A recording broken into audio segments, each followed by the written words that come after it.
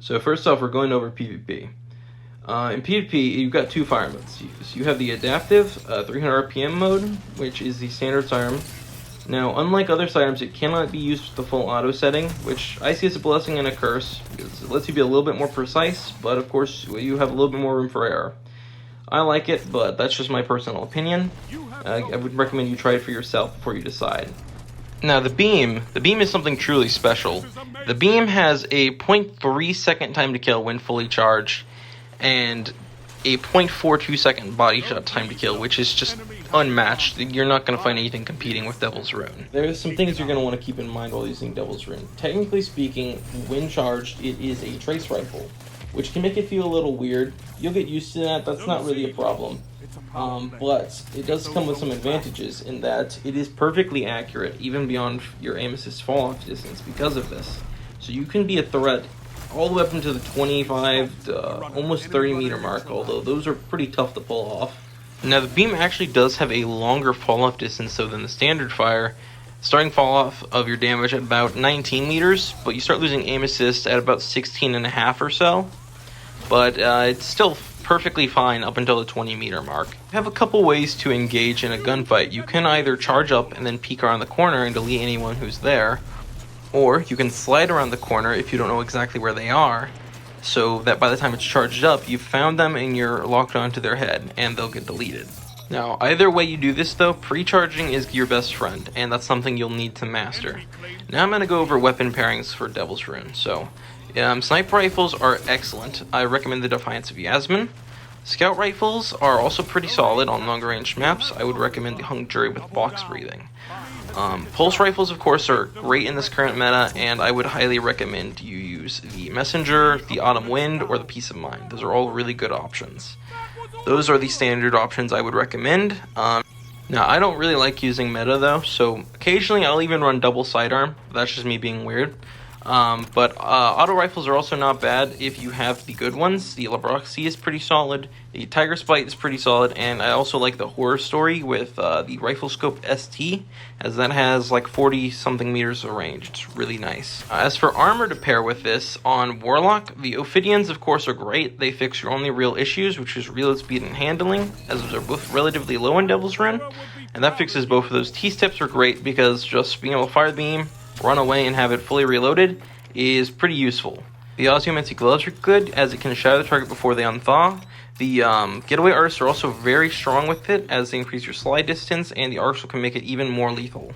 Slap on Antaeus words and you'll be good, and hunters use the Mechaneer's trick sleeves, and those are extremely good. Super shutdowns. It's debatably the best weapon for shutting down supers in the entire game. I mean, just watch the gameplay. This is almost all from a single session. The entire beam total does 540 damage with headshots and 390 with body shots, which can result in you absolutely destroying supers, as you can see, one after the other. And also, like I said, it's a trace rifle, and this lets you shoot right through the arc set block. Now we're moving on to PvE. So in PvE, Devil's Rune, I'm gonna be completely honest, isn't the best weapon by any means, but I enjoy it, it's fun, and the laser is pretty much, it's gonna kill pretty much any red or orange before you come across. All this footage is before the sidearm buff that we just received with the mid-season patch, so it's going to be even more devastating now. But as you can see, even in this low tier content, it absolutely destroys. Of course, what doesn't, but still. You can see the beam is quite potent for ad clear. You can fire the beam one time and take an entire group of red bars. You can fire most of the mag taking out red bars and then use the rest of the beam on a single target. And it's going to be great regardless of what you're shooting it at. And of course, it also has built-in intrinsic unstoppable, which means any red bar you're shooting will be stunned. Tougher targets like bosses and mini bosses will also be stunned, although the time period they're stunned for is a lot shorter. I've even used this in GMs such as the Lightblade, and it will stun them.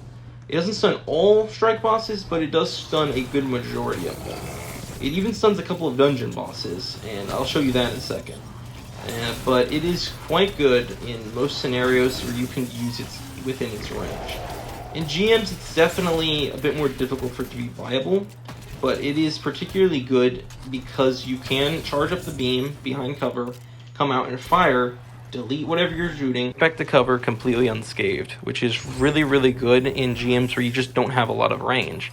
Now, in the GMs where you kind of want to sit back because you have the range to use, I'm not going to recommend it there. I'm going to be completely honest, it is not going to be a great choice there. But in GMs where you kind of have to be close, it's a solid option because it is going to be able to help you stay safe at closer range fights because of the stunning capability it has. This paired with its high damage output can make it take out pretty much any red or orange barb long before they get to you. It's also a solid backup DPS weapon. It's not the best. It's not up there with Hierarchy or Outbreak or Touch of Malice, but it's not too far behind. It does solid damage for a primary. Generally in high-end content such as GMs, Master Raids, all those things, it's gonna be a decent weapon choice when you can use it up close and personal. If you can't use it up close, I'm not gonna recommend it there. I love Devil's Rune, but I am not going to lie to you and say it's good in scenarios when it's not. If you don't have the range to use it in, or if you can't put yourself in a position that gives you the close range that you need to use this weapon effectively, then don't, because that's just the truth. Now, if you do want to use this in GMs and you want to use it in high tier content, I'd highly recommend running a Blinding Nades grenade launcher with it, as you can fire that, and that can let you get close to enemies, take out a group of ads because they're blind and they won't fight back, and then go back and find cover after they're dead. I'd also highly recommend you run some holster mods, as these can make running Devil's Rune a lot more smooth of an experience, as it really cuts down on how often you actually have to reload, as you can swap to another weapon, fire a grenade, fire a rocket, fire whatever, your fusion rifle, your Riptide, all that, come back to Devil's Rune and it's reloaded to fire another beam just like that. I really enjoy playing this way because I just don't have to reload. I get to use the weapon I like, and I pretty much only use the laser just because I just fire it, take out something with my other weapons, and then I have it ready charged to fire again. The new buff holster mods are just really, really good because of this functionality. So how much faster they start working compared to the old ones, combined with the Pyrogenesis perk, which can result in you just, having to fire just a couple rounds of something else, and then you're already back to using Devil's Rune because of Pyrogenesis fully reloading the mag in order to fire the laser. So after all this, if you're still watching, in conclusion, how I personally feel about Devil's Rune is it's my favorite gun. It's the most fun, in my opinion, to use, but I know that's not what everyone likes, and it might not be the most powerful weapon.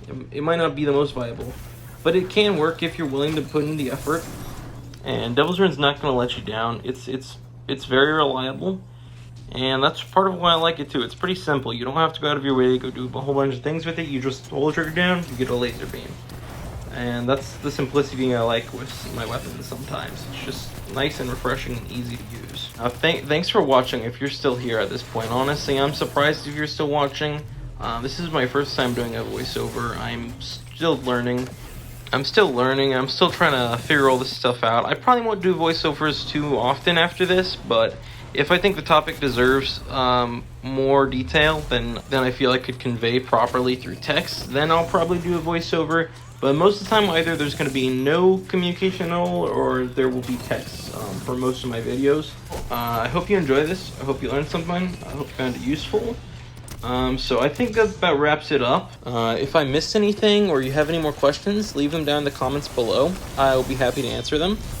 Just give me a little bit of time. I'm on YouTube a good bit, so just let me know and I'll be there to answer your questions if there's anything I miss. If you have any suggestions or things you might want me to try, leave them down in the comments below. I'll probably get to them eventually. I don't have too many things that I have planned for my next few videos, so it could be a next video. We'll see.